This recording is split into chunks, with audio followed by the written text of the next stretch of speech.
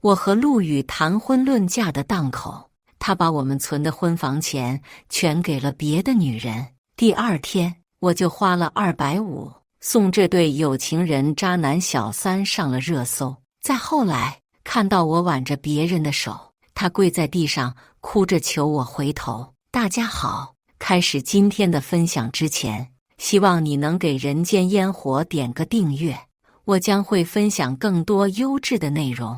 今天是我们在一起5周年，陆羽瞒着我，和朋友一起给我准备了表白仪式。人来人往的大街上，他单腿跪地，举着一枚亮闪闪的钻戒，婉婉，嫁给我。我很感动，朝着他伸出了右手，等待着他把戒指戴到我的无名指上。可就在这时，陆羽的电话响了，他尴尬地朝我笑笑，接起了电话。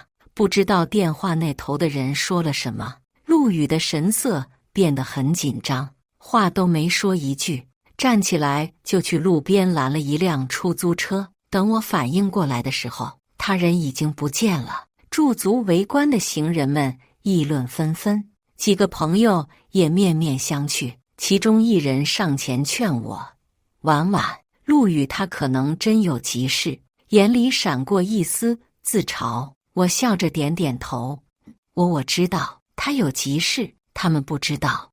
我从他一闪而过的手机屏幕看到了温小小3个字。温小小是谁呢？她是陆羽的青梅竹马，有着我比不上的17年情分。我和陆羽是在大学时候认识的，追了陆羽1年，他终于和我在一起了。没办法，陆羽那张脸长得太好，我又是个颜控，几乎一眼沦陷。然而甜蜜不过半年，就被他的温小小的到来给打破了。她是陆羽的小青梅，2个人在一个城市长大。后来陆羽考上宾大来了南城，温小小也考了过来，只是和我们不在一个学校。自从他来了后，我和陆羽的关系就出现了裂痕。我们一起吃饭、逛街、看电影，每次约会温小小都要跟着。我和陆羽表达过不满，可每次他都是站在温小小那边。小小一个人来南城，没什么朋友，你多包容包容。小小也是喜欢你，才会总找我们玩啊。我和小小没什么，你能不能别这么小气？为了这段感情，我总一次次忍让，可陆羽忘了，人的忍耐都是有限度的，更何况我的脾气本来就没那么好。回去之后，我就收拾行李，搬出了和陆羽租住的公寓。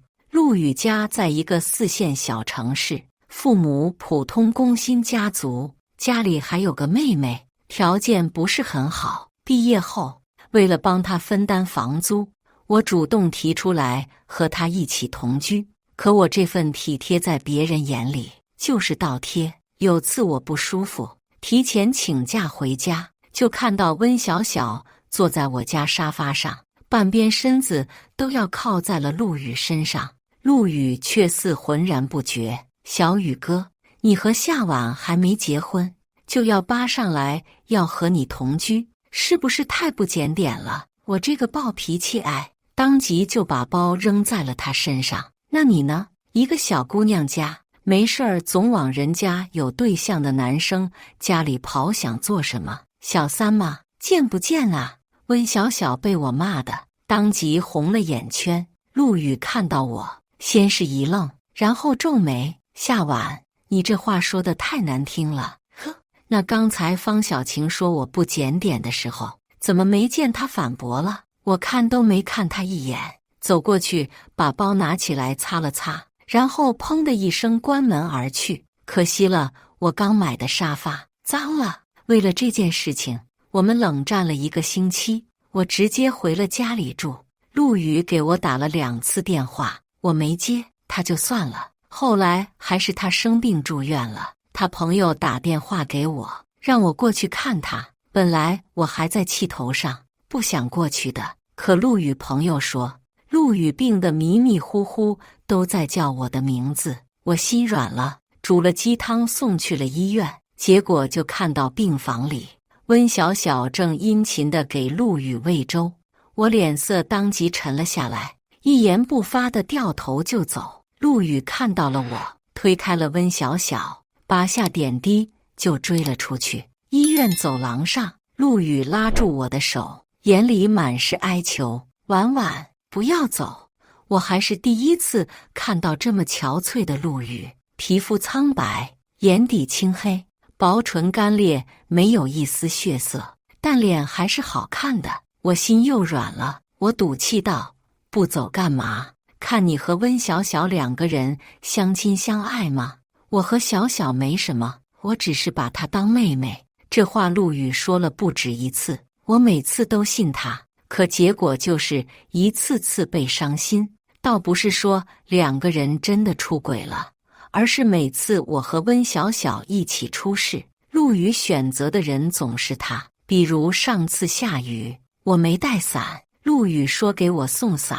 我们两家公司离得不远，走路不过10分钟。下了班后，我就在公司大门的廊檐下等他，可我等了足足半小时，他都没来。我担心他是不是出事了，给他打去了电话。电话接通，那头传来的却是温小小的声音：“婉婉姐，小雨哥在洗澡不方便，你有什么事儿跟我说，我一会儿转达他。”这句茶言茶语的话，听得我脑门当即热血上涌，啪一下，我挂了电话。后来陆羽向我解释，温小小生病了，他是去给她送药。洗澡时因为淋雨了，温小小怕她受凉会生病，可陆羽却没想过，我在公司楼下吹这么长时间的冷风，会不会也感冒发烧呢？没有，他甚至没想过打一个电话。这样的事情发生了不知多少次，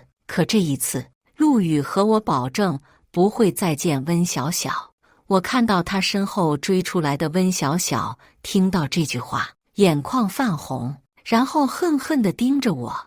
我挑衅地回瞪了他一眼，然后在他极恨的目光中，走上前勾上了陆羽的手。之后的半年，我们的生活里似乎却是没了温小小的痕迹。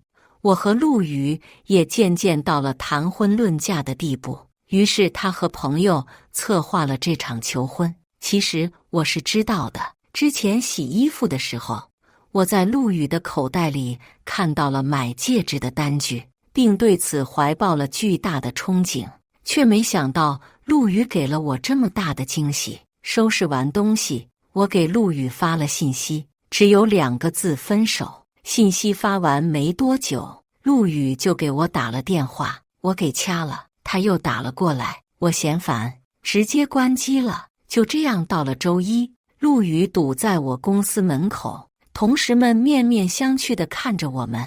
我不想他妨碍我工作，和上司沈岩请了半天的假，好好解决我们之间的问题。沈岩深深看了我一眼，微微勾唇，爽快地同意了。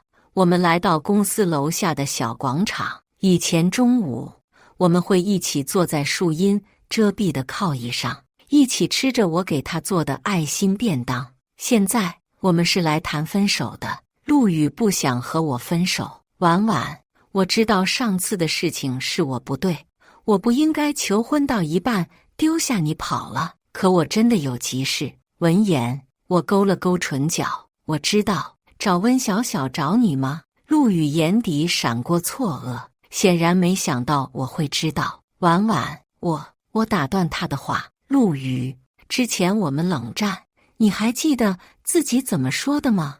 你说你以后再也不会找温小小了，结果呢？人家一个电话就能把你叫走，还是在和我求婚的时候。你扪心自问，在你心里，到底是我重要，还是温小小重要？当然是你。陆羽回答得毫不犹豫，那双好看的深邃眼眸一瞬不瞬注视着我。换做以前，我就心软了，因为我最喜欢的就是他那双眼睛，瞳仁很亮，眼睫浓密细长，眼尾的弧度也很好看。这样一双眼睛注视着你，用网友的话来说，就是看狗也深情。可这一次，我却没有被打动。我凝视着他的眼睛，一字一顿道：“我不相信。”陆羽脸上露出不可置信的神色。婉婉，你真的铁了心要和我分手？我点点头。不仅分手，还有我们账户里的存款30万，记得转一半给我。这钱是我们一起存来买房的，现在婚不结了，钱我自然要回来。闻言，陆羽脸上露出为难的神色。那钱，我蹙了蹙眉。怎么了？你不想给？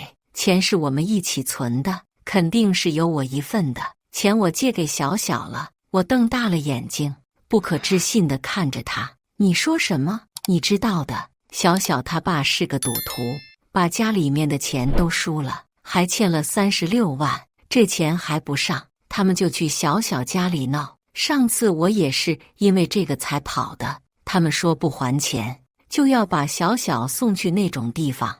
我怎么能眼睁睁看着他出事？听到他的话，我简直气笑了。陆羽，你搞清楚，这30万有一半是我的钱，你要做好人，我不阻止，可你凭什么问都不问一声，就把我的那一半也拿出来？你觉得你有什么资格？因为情绪激动，我的声音有些大，立刻引来了不少人围观，怕被人指指点点。陆羽脸皮红了红，那钱我会还你。好，我给你1个星期时间。我没找陆羽要借条，毕竟谈了5年，这点人品我还是相信他有的。回到公司，上司问我事情解决了，我点了点头，保证道：沈总您放心，不会影响工作的。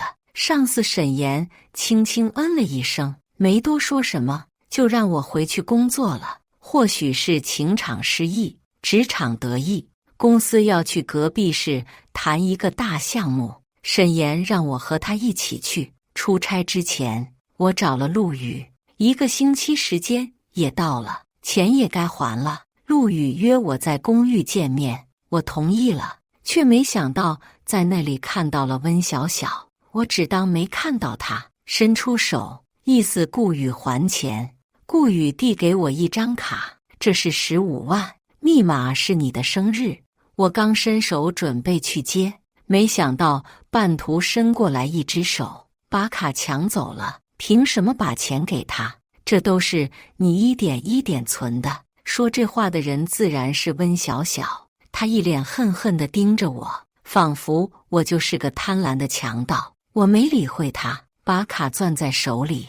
从今天开始，我们就两清了，祝你和你的好青梅白头到老。说完这句话，我就潇洒走了，却没看到身后温小小恶毒的眼神。我和沈岩出差1个星期，那1个星期里，我全身心地投入到工作中。皇天不负苦心人，我们一起签下了笔大单，提成将近有6位数。志得意满的我，准备下了飞机就和闺蜜约出去庆祝庆祝。然而我刚下飞机，打开手机信号，就看到一条条未接来电的信息弹了出来，有我爸妈的，还有闺蜜的。微信更是弹出999加的信息，卡顿的半天都打不开。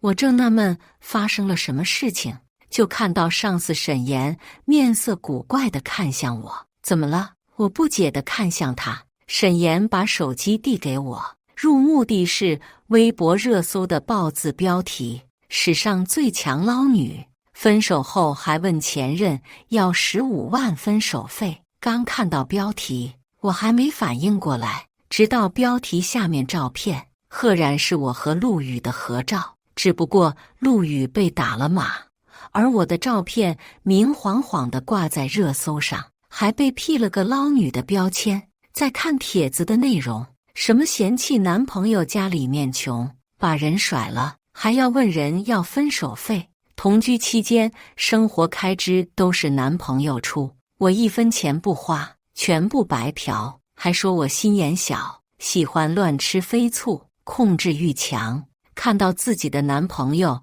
和其他女生说话都要发脾气，还经常翻手机电话查岗，看着列数的一条条罪状，我差点气消了。拜托，那些钱明明是我们共同的存款，到了帖子里竟然成了陆羽给我的分手费，他哪里来这么大的脸？还有温小小的事情，是我敏感吗？求婚求到一半都能把我丢下去找他，哪个女生能受得了这样的异性朋友？最恶心的还是评论区，那些网友也不管事实真相如何，在帖子底下对着我就开喷。怎么就允许女的有蓝颜知己，还不许我们男的交个普通朋友了？劳资最烦女人在我面前逼逼赖赖，换作是我，早和这女的分手了。这女的也太恶心了，分手了还管人要钱，也不知道他爸妈怎么教育的。要是我打断这女儿的腿，教育出这种女儿，爸妈能是什么好东西？估计就是把女儿养出去卖的。骂我就算了，还骂我爸妈，这就触及我的底线了。很好，陆羽、温小小，你们完了。造谣我的人是谁？我心里大致有数，无非就是温小小。至于陆羽，他好面子，做不出这种事，但他能任由温小小这么造谣我，也不是什么好东西。我之前真是瞎了眼，喜欢这个渣男这么多年，现在我真庆幸当初陆羽的求婚被温小小破坏了。夏晚，你没事儿吧？耳边传来上司沈岩关切的声音。我摇摇头，我没事儿。沈岩道，公司这边我可以帮你请2天假，你先回去处理这件事。我点点头，沈总你放心，事情不是微博上说的那样，我会处理好的，绝对不给公司带来麻烦。沈岩抿了抿唇，我不是这个意思，如果需要帮忙的话，尽管开口，我可以帮忙澄清。我心里顿时升起一阵暖意，谢谢沈总。沈岩开车送我回了家，路上我给父母和闺蜜打了电话，告诉他们我没有事儿，让他们不用担心我。还有那些关心我的朋友，我也一一发了信息。回到家后，我翻出自己的记账本，他们敢这么爆料，就是料定了我没有证据吧？可不巧了，我还偏偏就有。这些年，我和陆羽在一起时的开销和单据，一笔笔我都记录在册。当时的我只是为了节省每一笔开支，为了我和陆羽能在南城买一套属于自己房子，却没想到现在成了实锤证据。还有这些年我和陆羽的聊天记录，他为温小小一次次爽约，甚至求婚当天他半途丢下我的视频，我也从朋友那里要了过来。朋友也看了热搜，同时也知道我们分手的始末，给我视频的时候也没有半分犹豫，万事俱备，只欠东风了。我花了2天时间，把那些证据整理成了图片，一张张的放出来，用自己的账号发了一条微博：谁骗钱，谁是渣，你们自己看。为了增加热度，我不仅异特了那条热门微博，还花了钱又给自己上了一次热搜。因着我这条微博，舆论瞬间逆转，网友们开始纷纷同情我。好惨一女的，倒贴了那么多年，还被骂老女，要我也分手。求婚求到一半都能跑，还是因为好妹妹，哪个女人受得了啊？姐妹能谈这么多年才分手，我都觉得她能忍。看到网上风向不对，温小小坐不住了，立刻发了微博：生活费确实是你出的，但存的钱你没出啊。说着还 PO 出了陆羽那张卡的存款记录，的确账户的转账人都是陆羽，可当初我们说好了，我出生活费，他的钱直接转到我们共同账户上做买房基金。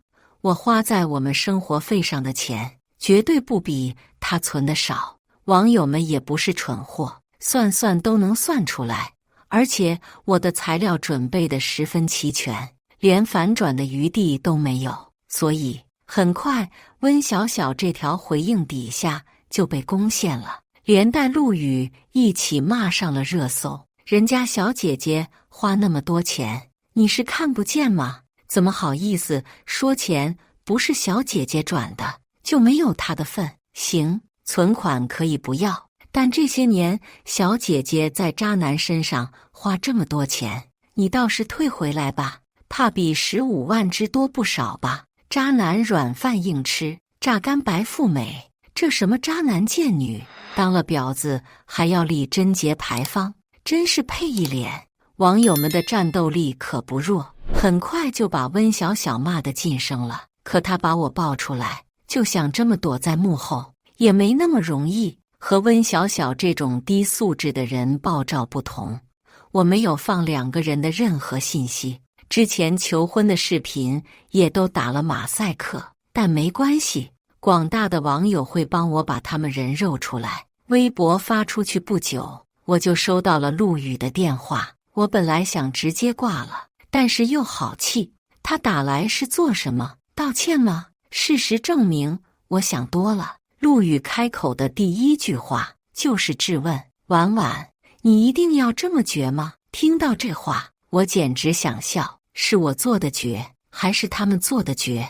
本来把我那份钱给我就两清了，可他们偏偏去微博造谣我，还牵扯到我爸妈，害得我爸妈这2天都不敢出门，就是不想听邻居的闲言碎语。陆羽，你是不是有毛病？温小小造谣我，你当没看到？现在我不过是自证清白，你居然说我过分，怎么非要我认下这个哑巴亏，再把钱退给你们才是应该的，对吗？小小确实冲动了，可他也是为了我。对对对，你的小小最好，现在被网友们骂了，应该很伤心了，你快去好好安慰安慰，别在这儿浪费我时间了。说完，我直接挂了电话。事情处理好后，我就回公司上班了。同事们都用同情的目光看着我，毕竟分个手还能被分上热搜，还被造谣成那样，确实很少。然而我却没有太难过，因为上司沈岩告诉我，由于我最近表现突出，公司决定提拔我为经理，升职加薪，甩渣男，人生兼职走上了巅峰。有没有？既然升职加薪，自然免不了请同事吃饭。大家投票后，选择了去公司附近的一家烧烤店，面不大，但口味很好。出于礼貌，我还问了沈岩要不要一起去。我以为他回家解决，毕竟沈岩平时比较高冷，不是会凑热闹的性格。更难以想象西装笔挺的他出现在烧烤店里撸串的画面。然而出乎居然答应了，我愣了愣，才点头说好。烧烤离公司很近，我们是走过去的。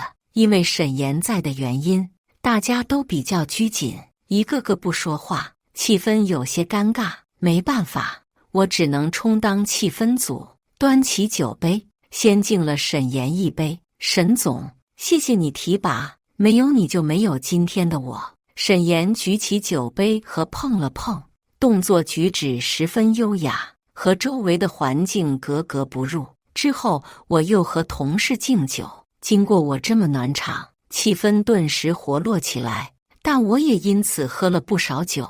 聚会散了后，等同事们一个个都打车离开，我才准备给自己叫车。没想到这时，一辆黑色的迈巴赫停在我的面前，后座的车床拉下来，露出沈岩的脸。上车吧，我送你。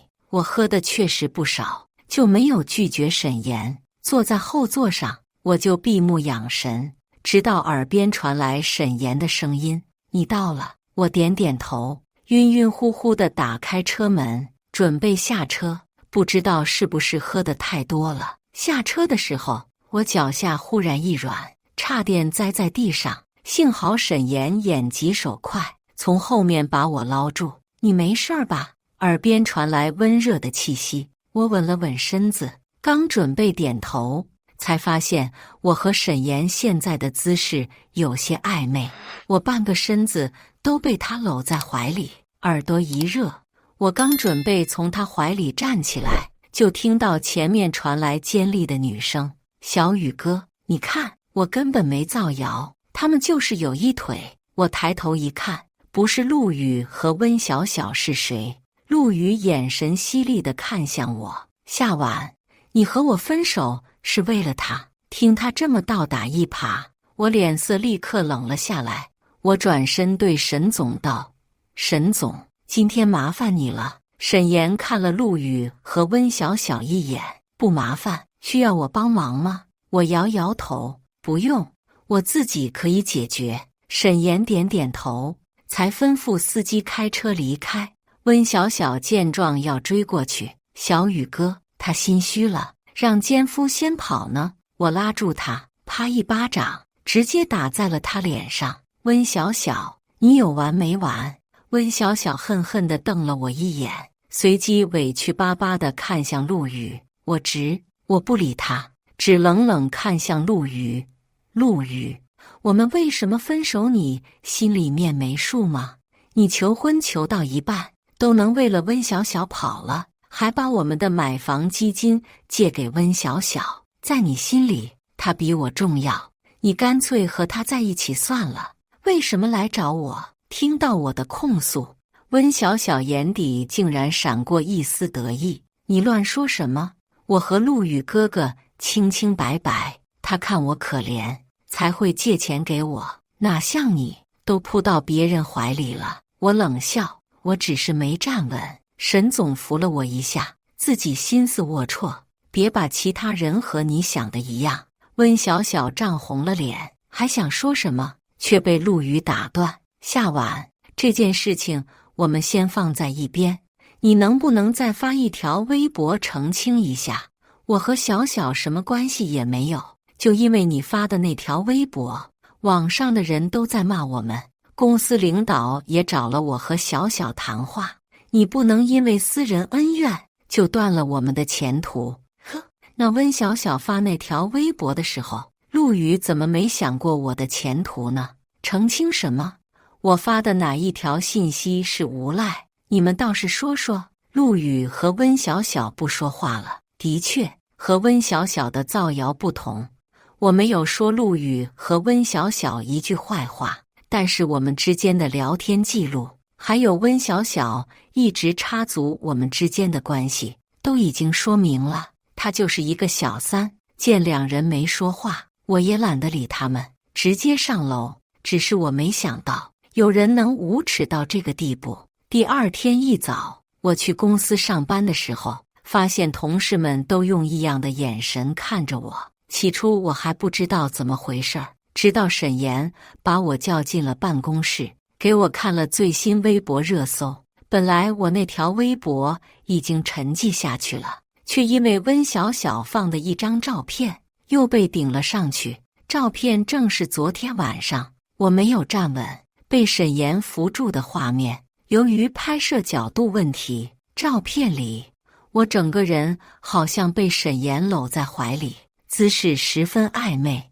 而因为喝醉酒脸上染上的红晕，则被温小小解读为了情动后的生理反应，说我早就和上司勾搭在一起，故意诬陷他和陆羽有一腿，就是为了分手时站在道德制高点。这次辱骂我的声音更多了，什么婊子，靠身体上位，不要脸。网上的网友只管吃瓜，哪里管真相。夏婉，你打算怎么办？沈总，你放心，这一次我绝对不会手软。我气得红了眼眶，他们太过分了，为了给自己洗白，直接造谣。沈岩叹了口气，我的车上有行车记录仪，昨天发生了什么事情都拍下来了。我感激的点点头，对不起沈总，给您添麻烦了。沈岩摇摇头，我知道不关你的事情，需要的话我给你介绍公司的法务。谢谢沈总。这一刻我真觉得自己遇到了好上司。沈岩的话提点了我，我决定拿起法律的武器捍卫自己。这一次我没有急着回应，而是在律师的建议下，把所有造谣的证据都进行了备案。然后直接发了一张律师函贴在了微博里。陆羽和温小小那边，我也发了一张法院的传票，还有辱骂我的人，有一个算一个，我都打算告一遍。律师说，一个个控告费心费力，可能还没有结果，但我仍然坚持为自己讨回一个公道。网络不是法外之地，造谣一张嘴，辟谣跑断腿。我要让每个网暴我的人都付出代价。收到我的法院传票后，温小小又来公司闹过。夏晚，我那张照片是假的吗？你那天明明就和你上司搂抱在一起，你凭什么告我？然而我根本不理他，绕过他就要出公司大门，眼见着来硬的不行，温小小直接来软的，扑通一下跪在了我面前。夏晚，你放过我吧，我以后再也不找小雨哥了，求你别告我。他一边哭诉，一边给我磕头。你法院的传票寄到公司，领导知道后，直接把我开了。我好不容易才在南城立足，现在什么都没了，求你行行好，放过我吧。周围的人不明真相，对我指指点点。温小小哭得梨花带雨，可惜我不是陆羽，心里没有半点怜惜。温小小，你是成年人了，要为自己做过的事情付出代价。说完这句话，我头也不回地走了，任凭温小小在我身后哭闹。因为我提交的证据链充足，我控告全部胜诉。温小小和网络喷子们被勒令在网络上给我道歉，或许是觉得我不好惹。这次之后，温小小没有再找过我的麻烦，我和陆羽也彻底断了联系。再听别说陆羽的事情，已经是1年后了。和我分手后没多久，他又谈了个女朋友，听说是他同事，暗恋了陆羽很久。听说我们分手后，他主动追求了陆羽，但有温小小从中作梗，两个人也没有结果。至于再后来陆羽和温小小有没有在一起，我也不关心，因为我要结婚了，是和我的上司沈岩。沈岩说，从我进公司开始就注意到我了，说我和别的女孩子不一样，很敢想，很敢拼，遇到困难从不退缩，只是因为我有男朋友，这份好感就被他收藏了起来。直到我和陆羽分手，他便动了心思，追求我整整1年。本来我被陆羽伤透了心，并不打算这么快开始一段恋爱，可沈岩很懂我，一直默默陪在我身边，潜移默化地感染我，让我冰封的心逐渐融化。这一次我又被求婚了，沈岩包下了整个市中心 CBD 商圈的大屏，循环播放 Marry Me。 我在亲朋好友们的祝福中微笑地对他点点头。全剧完，接下来是我们本期第2个故事。周五下班后，我和几个同事约着逛购物中心，无意中从楼上看到我老公郑渊挽着另外一个女人走过大厅，老公拎着大包小包，女人小鸟依人靠在老公肩头，两人有说有笑往外走去。我的心沉到了谷底，拼命暗示自己要冷静，然后找了个借口跟同事们告别，飞速跑下楼去。前面的男女已经出了商场的大门，我也追了出去，却只看到两人上了一辆白色的轿车，随即离去，再无任何侥幸，因为那辆白色的车正是郑渊的。我匆忙打了一辆出租车，想要继续跟踪，但等我上了车，前面的白车已经消失在车流中，我只好让出租车把我送回家去。路上，我不止一次拿起手机想要拨通郑渊的电话，最终却都忍住了。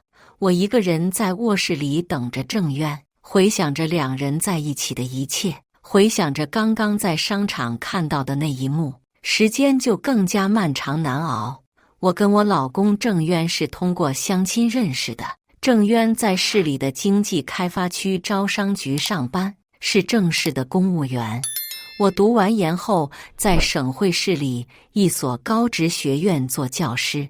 我俩在一次相亲活动认识以后，就开始了交往。郑渊比我大4岁，给我的感觉是一个成熟、稳重、有责任心的男人。他也表示对我很有好感，两人都是奔着结婚来的。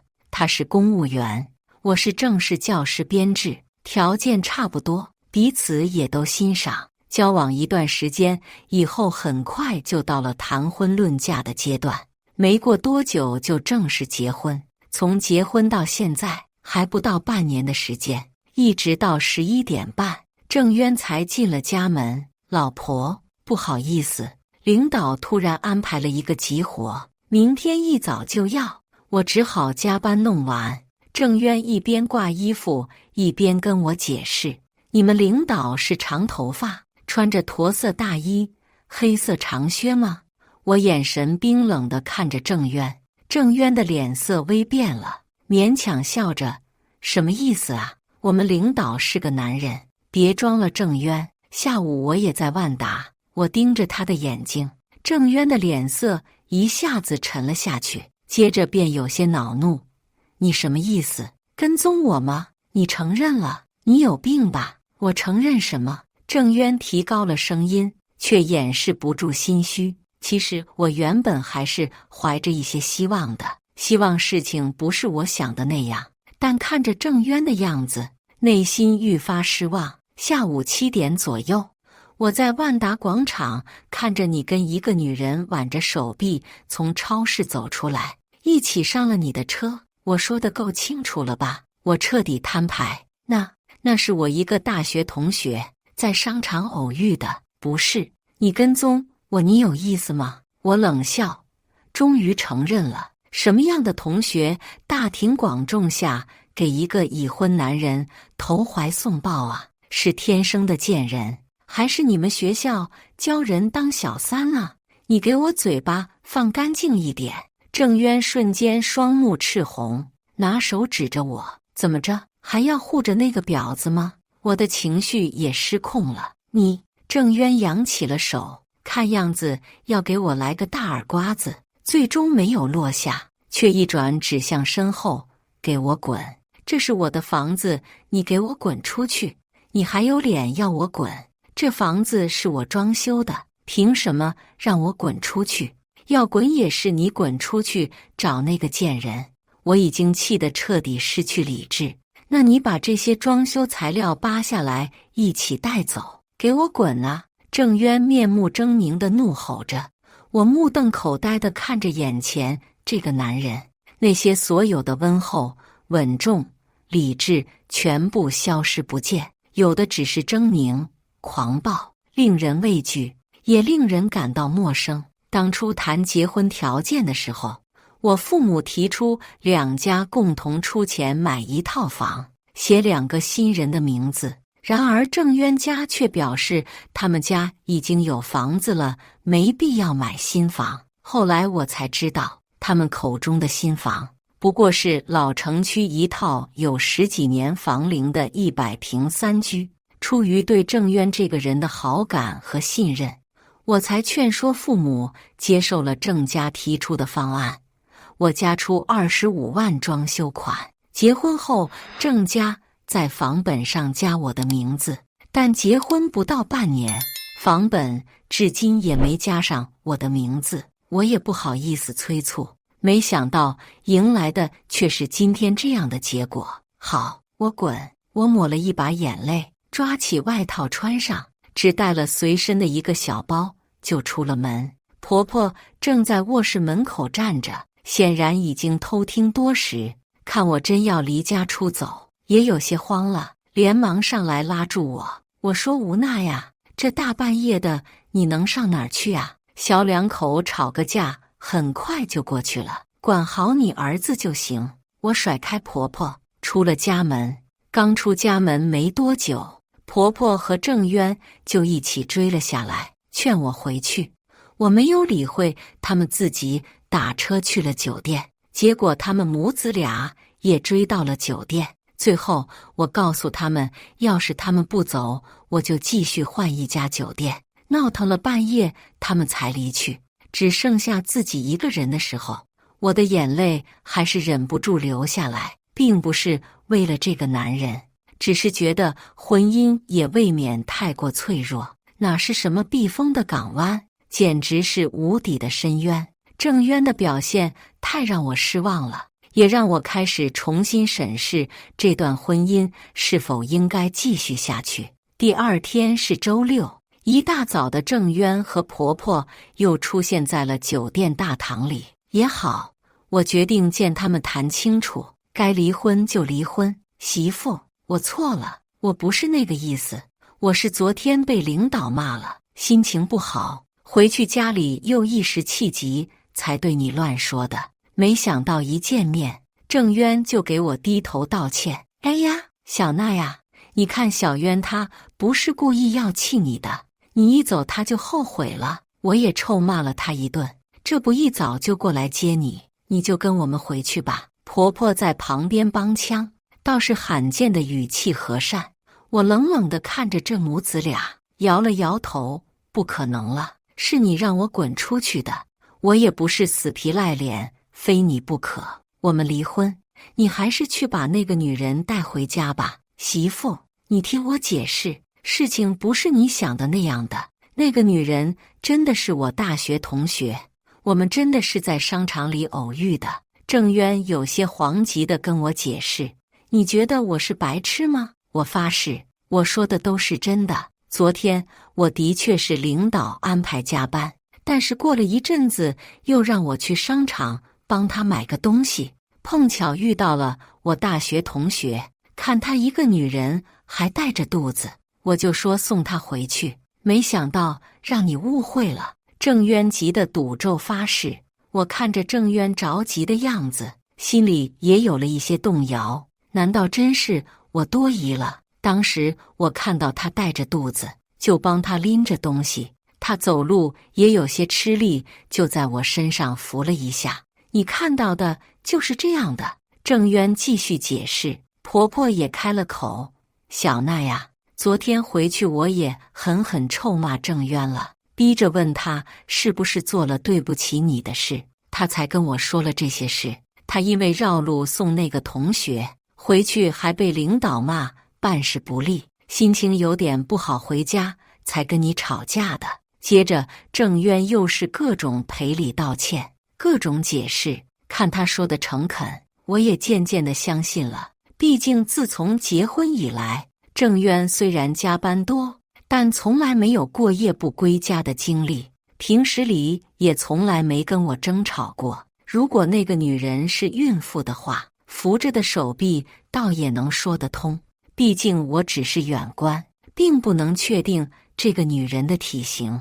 只是昨晚她那么骂我，我心中始终有些过不去。媳妇，对不起，我发誓以后再也不会发生这样的事了。在郑渊的软磨硬泡之下，我终于点了点头。要我回去可以，但是除了你这一堆保证之外，还有一件事不能再拖了，回去必须立刻在房产证上去加我的名字。我可不想再听到房子是你的，让我滚出去这种话了。没想到郑渊脸上却再次露出了为难的神色，踌躇片刻才回答道，媳妇，我不是有意拖延，只是现在这房子还没有还完贷款，处于银行抵押状态，没办法加名字的。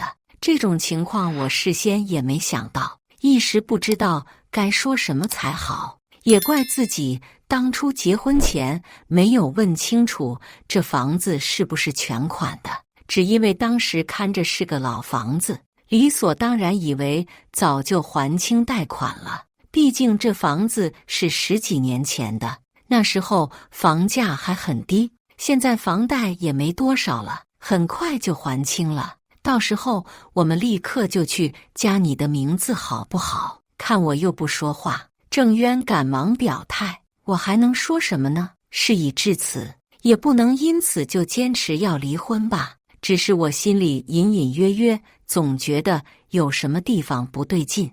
吵架风波过去几天之后，我跟郑渊的关系渐渐缓和下来，恢复了正常。但他那句房子是我的，你给我滚出去，依旧时不时地从我心底冒出来。这事儿必须得解决，要不然始终是扎在心底的一根刺，是两个人中间横着的一条裂缝。郑渊，现在你房贷还剩下多少钱？一天晚上，我开口问道。你问这个干嘛？反正快还完了，我手上还有结婚的彩礼钱和家里给我的陪嫁款。结婚前自己也有一些积蓄，拿这笔钱把房贷还完，这样解除了抵押，不就能加名字了吗？我说出了自己的想法。我都是提前放一部分钱到卡里自动扣款，也没太关注到底还剩下多少，大概20多，30-40万吧。郑渊的回答含含糊糊，到底是多少？你现在就给我查。我有些莫名烦躁。那张卡我没开通手机银行，现在也查不了啊。过几天我去银行看看吧。当天也没能说出个所以然来，但是郑渊含含糊糊的话语和拖拖拉拉的态度，却让我心里起了疑心。从认识到谈婚论嫁，郑渊从来没提到过他有房子，偏偏订婚我家提出要一起买房的时候，他家就冒出了一套房子，而且还是这样一个有些老的小区，房子也明显住过人的样子。该不会其实这房子压根不是他家买的，是租来骗我结婚的吧？随即我又哑然失笑，觉得自己这个念头有些荒唐，只是一旦有了这个念头，就总是抑制不住。这一天是周末，郑渊开车送婆婆回郊区的老房子里去拿点东西，只剩下我一个人在家打扫卫生的时候，我进了婆婆的房间，脑子里突然想起郑渊提起过，他家的证件都是他妈收着，鬼使神差的。我开始翻箱倒柜，终于找到了婆婆收纳证件的箱子。我翻了翻，终于看到了房产证的大红本。我松了一口气，暗笑自己果然是太多心了。接着我翻开了房本，笑容却一下子僵住了。房产证不假，是我们现在住的这套房的，只不过房主的姓名是郑渊他妈妈。难怪一提起房子的事，他家人总是遮遮掩掩。原来症结在这儿，房子放在他妈名下的好处再明显不过了。即使有天离了婚，这房子跟我半毛钱关系没有，我还幻想着能在上面加我的名字，人家早已留了这么深的后手。我的双手有些颤抖，是那种被蒙骗的失落、愤怒。缓了好一会儿，我才开始整理这些证件，把房产证放回原位，免得被人看出来有人动过。结果却又翻出了一张离婚证。谁的离婚证？我婆婆是二婚。我打开离婚证，上面赫然写着郑渊的名字。这次我像是被一道闪电劈中，整个人彻底懵了。郑渊竟然离过婚，这是我完全不知道啊！而且这不对呀，离过婚的人再婚的时候进行结婚登记，是要出示离婚证的。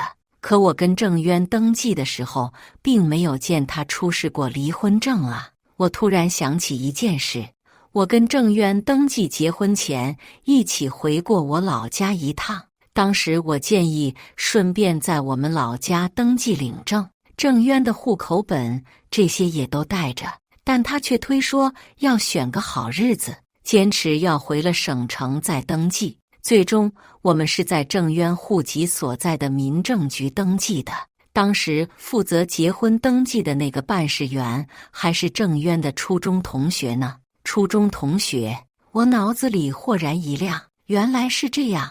郑渊之所以选择回省城登记，就是为了掩盖自己离过婚的事情。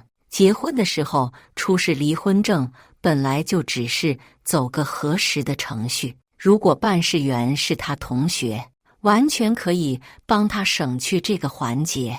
我看着郑渊的离婚证，上面的离婚日期是不到1年前，也就是说，郑渊刚刚离婚没2个月，就通过相亲跟我认识，把这些事从头到尾捋一遍。我意识到自己陷入了一个巨大的骗局之中。很奇怪，这时候我的情绪反而慢慢冷静了下来。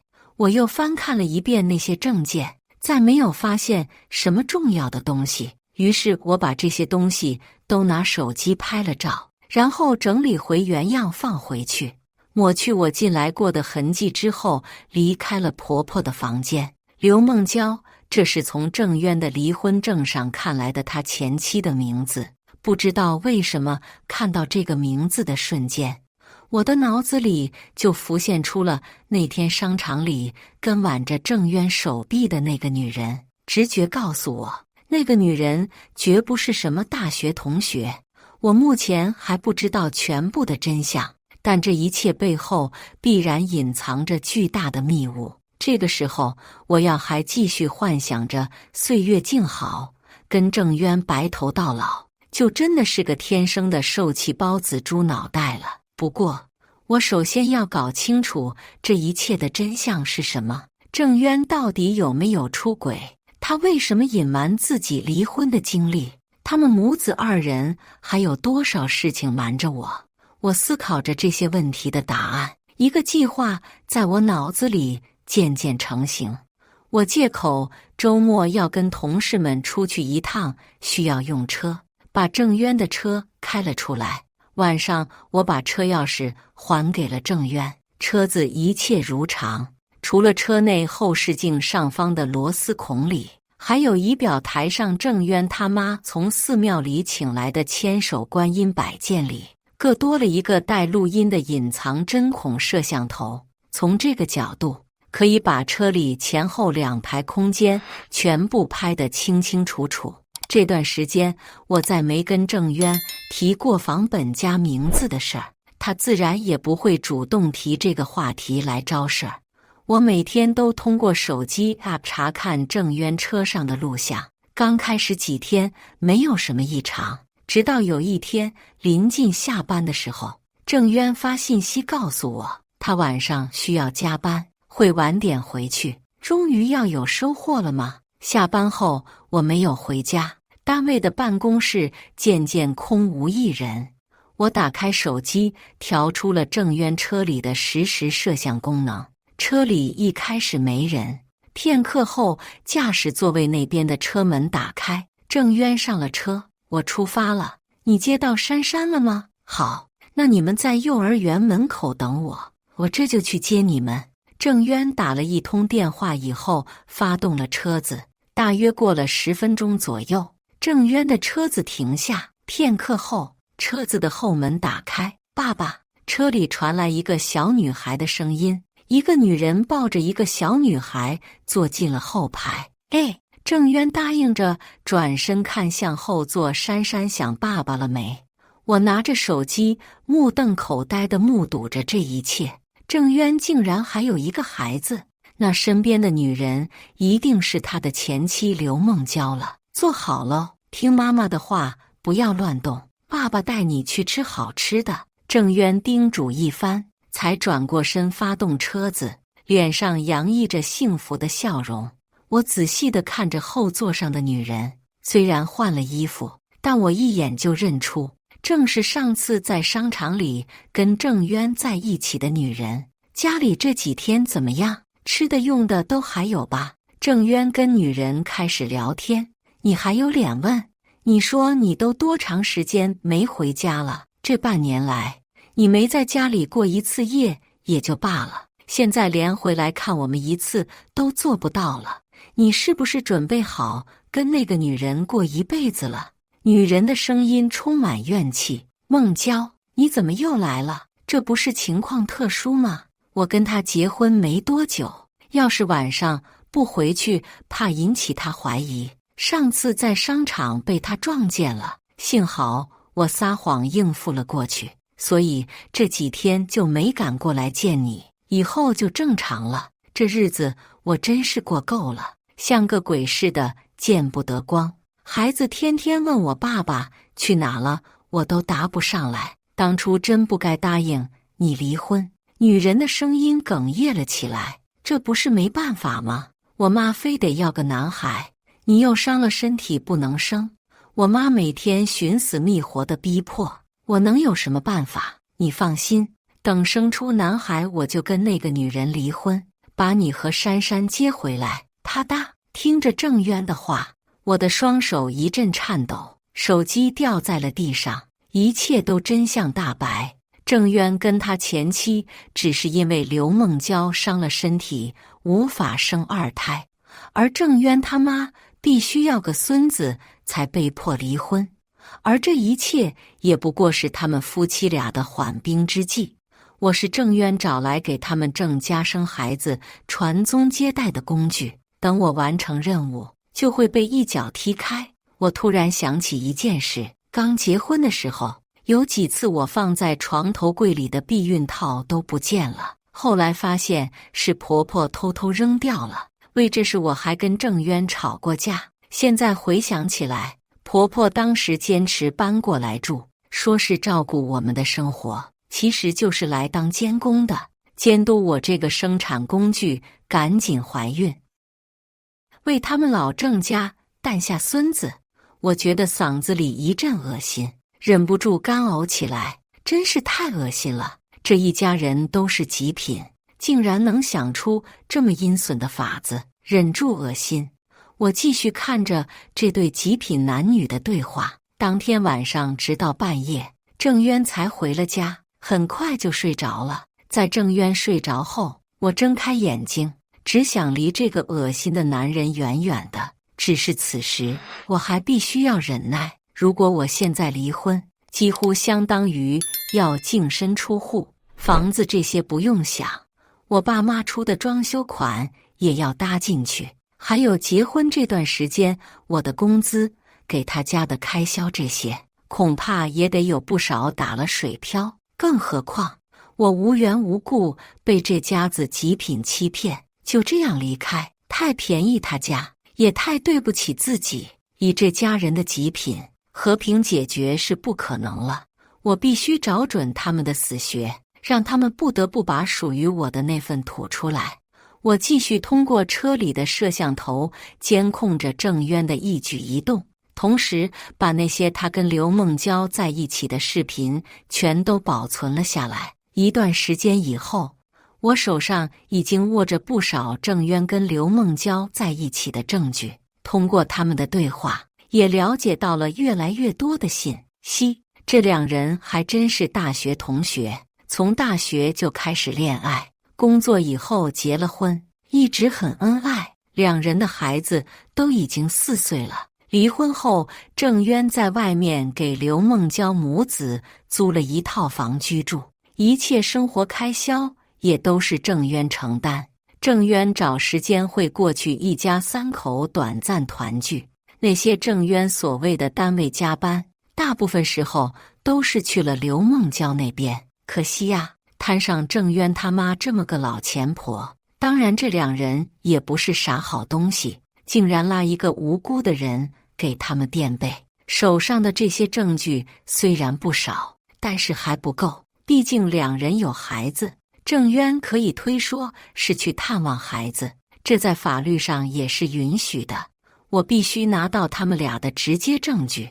可是郑渊和刘梦娇看起来没什么车震的习惯，我也总不能进入刘梦娇家里偷拍吧，只能继续等待时机。这一天，我在监控里看到郑渊正在跟刘梦娇通视频电话，他们的小孩珊珊提出想要一套芭比娃娃的玩具，郑渊一口答应从淘宝上买给他。我心中一动，想到了一个办法。等到晚上郑渊睡着以后，我偷偷打开了他的手机，点开淘宝，上面果然有一个芭比娃娃的订单。我拿自己的手机把订单的信息都拍了下来。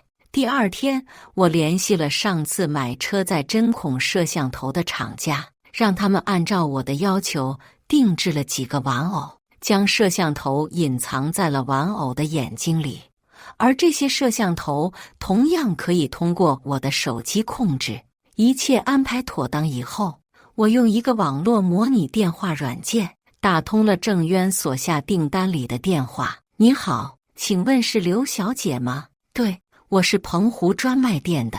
是这样的，我们这里看到有您的一个芭比娃娃订单，我们店里最近在搞活动，会给你额外赠送2个玩偶，到时候分开包裹发，请您注意查收。不客气的，刘小姐。收到产品后，要是满意的话，请您给我们5星好评哦。祝您生活愉快。挂掉了电话以后，我把地址信息给了那边的厂家，让他们将玩偶发货。现在网已经不好，希望能有一个让我惊喜的收获。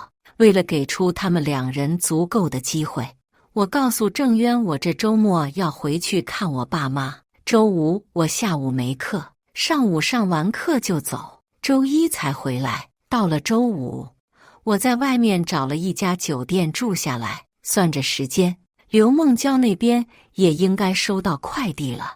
我试着打开摄像头，镜头前一片漆黑，应该是还没开箱呢。一直到下午，郑渊下班的时间到了，我打开郑渊车上的摄像头，果然中途听到了郑渊告诉刘梦娇他要过去的消息。我耐心等待，大概半个小时左右，玩偶里装的摄像头有了反应。一开始只有切割纸箱的声音，接着便有光透出来，小孩欢呼的笑脸，郑渊和刘梦娇笑脸盈盈陪着孩子玩耍的画面接踵出现。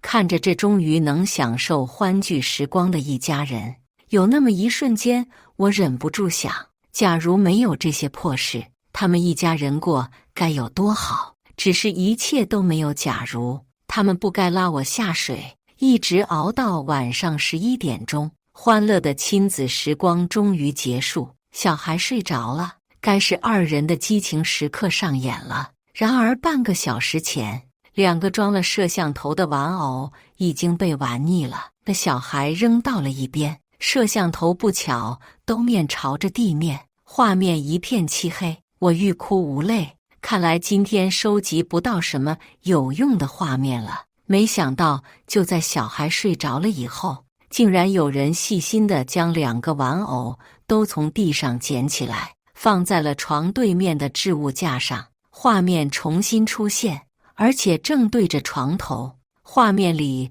郑渊和刘梦娇2人将地上散落的芭比娃娃归置好，同样放回置物架，然后给孩子盖好被子，这才终于进入到激情阶段。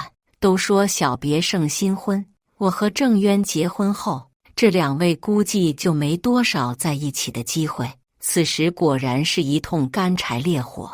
我默默地把这些视频全部都保存了下来。周六，我忙活了整整1天，把我手里关于郑渊和刘梦娇的所有视频资料全部整理存档，拿光盘刻录了多份，同时也拿 U 盘拷贝了许多份，并且配上了一份详细的文字陈述文档。我自己留了一份，剩下的资料放在了一个信得过的朋友家里，同时留下我爸的联系方式，告诉他我过2天来取，如果我不来取，也没联系他的话，就把这些东西寄给我爸。朋友看我说的郑重，明白肯定事关重大，也没多问，只是点头让我放心。毕竟那家人太极品，我不得不防着。周日上午，我突然回到了郑渊家中，郑渊果然不在，只有他妈在家。我打电话通知郑渊回家，然后把他妈也叫了过来。等到郑渊赶回家，我让这母子俩坐在沙发上，在他俩疑惑的目光中，我将一份离婚协议书扔在了他们面前。我们离婚吧。郑渊母子2人面面相觑。小娜，到底发生了什么事？郑渊一副疑惑不解的样子。我冷笑一声，还要继续演戏吗？郑渊，你这样活着不累吗？你打算什么时候把刘梦娇和你们的女儿接回来呀？郑渊的脸色刷得变得煞白，婆婆的脸色也瞬间变得异常难看。接着，郑渊和婆婆两人再次像过去那样，一边对我软磨硬泡、道歉告饶，一边跟我解释说他们不是有意瞒着我，同时又拿房本家名字的事儿来诱惑我。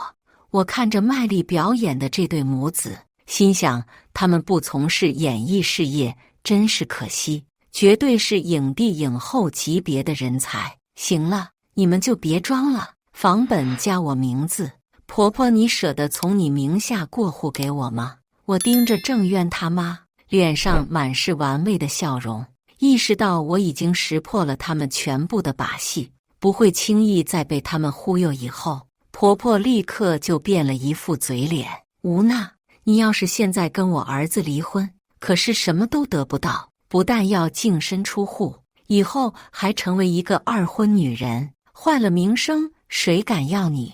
你要是安安心心留下过日子，我就当这些事没发生过。只要你生下儿子，就是我们郑家的好儿媳，这些家产迟早不还是你的？我翻了个白眼，真以为你家有皇位传承啊？谁稀罕你们家这点破家产？不过该是我的，我必须拿走。你们还是好好看一下这份离婚协议吧。郑渊脸色铁青地翻看着桌上的早已拟好的离婚协议，归还你家出的25万元装修款，结婚彩礼和嫁妆全部归你，另外加上结婚半年来你给家里的各项开支5万元，还有额外的劳务补偿和精神损失10万元，一毛都不要给他。想要离婚就净身出户，赶紧滚蛋！婆婆听郑渊念完，立刻暴跳如雷，让我有些担心她情绪过于激动，引发猝死。看来你们是不见棺材不掉泪啊！我冷笑着把一个 U 盘放在桌上。郑渊，你最近正在到处活动着提副处级的事情吧？要是把这份东西给你们领导看看，另外给纪委也送一份，不知道你的公务员饭碗还能不能保住？郑渊拿过来笔记本，插进去 U 盘，打开播放，里面是各种他跟刘梦娇在一起，甚至还有前2天刚拍到的激情画面。你竟然在我车上和他家里装监控！郑渊两眼冒火，疼得站起，就要扑过来。请你冷静，这东西我复制了很多份，但凡你今天敢碰我一根头发，就会有人把这东西扔在纪委办公桌上，到时候怕不只是你的生活作风问题，你这算是事实婚姻，没准得判个重婚罪吧。我轻描淡写地说道。郑渊一下子颓了下来，强压住了心中的怒火。你想怎么样？很简单，签了这份离婚协议，同意按照上面协定的方式补偿我，彩礼和嫁妆还在我自己卡里，剩下的钱共计40万元。3天内我要看到这笔钱进入我账户，然后咱们就去领了离婚证，从此两无瓜葛。我一字一句说道。你这是狮子大开口！郑渊吼道。看清楚，这25万本来就是我家出的装修费，那5万里是我给你家的各种开支，只跟你额外要10万劳务补偿和精神损失，我已经够仁慈了。你可以选择不答应，那我只好把这些材料散布出去了。我丝毫不让步。小娜，你不能这样啊，我们家待你不薄啊。婆婆在一旁声嘶力竭，只是我已经懒得理她。那你怎么保证事后你不会把这些东西泄露出去？郑渊明显已经动摇。离婚后我会把这些东西删得干干净净，我只想拿回我自己的东西，对你这个烂人我没有丝毫兴趣。现在你只能选择相信我。我进一步攻破郑渊的心理防线。郑渊脸上充满挣扎的表情，最后终于下定决心。好，我答应你，在协议书上签了字。我收起签好字的离婚协议，告诉他什么时候我收到那40万，什么时候再去领离婚证。接着我打电话通知早已联系好的搬家公司的人上楼，将我的东西从这个屋里搬了出去，送到我订好的酒店房间。2天后，我收到了郑渊打到卡里的40万，我们俩去民政局正式办理了离婚。离婚后，我才回了趟家，将事情的原委告诉了我爸妈。在听到这家人如此极品以后，爸妈也都支持我离婚。庆幸我及时逃离了这家人的魔掌。